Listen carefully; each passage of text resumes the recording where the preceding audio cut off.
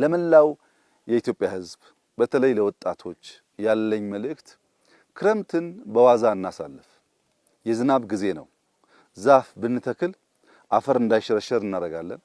ማንጎ፣ አቮካዶ፣ ፓፓያ ብንተክል ምግብ እናተርፋለን።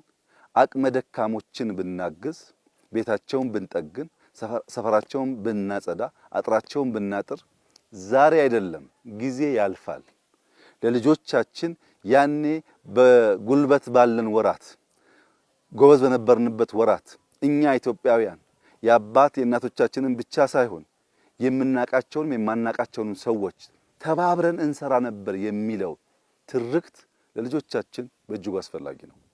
ይሄን አስበው ወጣቶች ጉልበት ካላቸው በጉልበት፣ ገንዘብ ካላቸው በገንዘባቸው፣ ሐሳብ ያላቸው በሐሳብ በዲዛይን ሞራል በመስጠት ሚዲያዎች በማነቃቃት በዩኒቨርሲቲ ያሉ መምህራን ደግሞ ስራውን እየተከታተሉ ሱፐርቫይዝ እያደረጉ የተሻለ የገጠሩን ነዋሪ ሕዝብ ከፍ እንዲያደርግ ማድረግ አለብን።